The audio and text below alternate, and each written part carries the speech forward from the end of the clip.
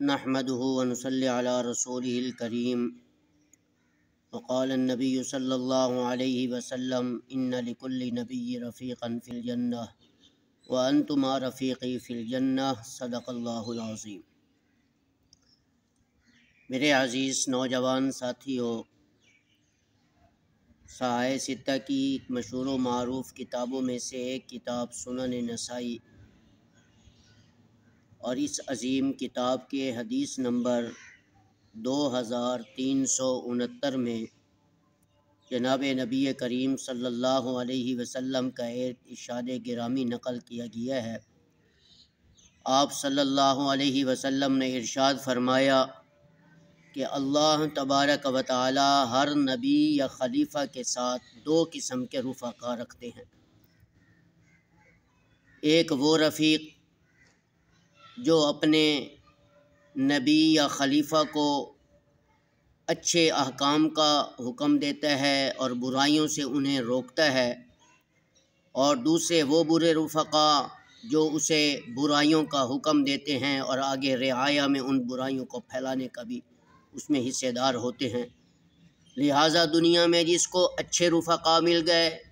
وہ اس دنیا میں بھی نجات پا گیا اور آخرت میں بھی نجات پا جائے گا،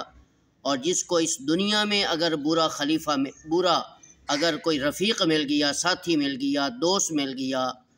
اور وہ اسے ہر وقت برائیوں میں اسے پھنساتا رہا، اس کو حکم دیتا رہا، تو وہ اس دنیا میں بھی ناکام ہوگا اور آخرت میں اللہ کی پکڑ سے بچ نہیں جائے گا اور اللہ کی پکڑ میں آئے گا۔ تو ہمیں چاہیے کہ ہم اس دنیا میں جب تک ہماری زندگی ہے ہم اپنی زندگی میں اچھے لوگوں کا انتخاب کریں، اچھے لوگوں کی مجالس اختیار کریں، برے دوستوں کی مجلسوں سے بچیں، برے دوستوں کے ساتھ دوستی سے بچیں، تاکہ ہم اس دنیا کی غلاظت سے بھی بچ جائیں اور آخرت کی ہمیشہ کی اس ذلت سے ہم بچ جائیں۔ امید ہے آپ کو میری یہ ویڈیو بہت اچھی لگی ہوگی، کیونکہ یہ بات ہمیں جان لینی چاہیے کہ رسول اللہ صلی اللہ علیہ وسلم نے جو بھی احکام اپنی امت کو دیے ہیں، سنائے ہیں، بتائے ہیں، آپ صلی اللہ علیہ وسلم کی ساری باتیں، احکامات حق ہیں، سچ ہیں، پک ہیں۔ جنہوں نے ان باتوں کو سنا، عمل کیا، وہ دونوں جہانوں میں کامیاب، اور جنہوں نے رسول اللہ صلی اللہ علیہ وسلم کے ہر حکم کی خلاف ورزی کی ہے،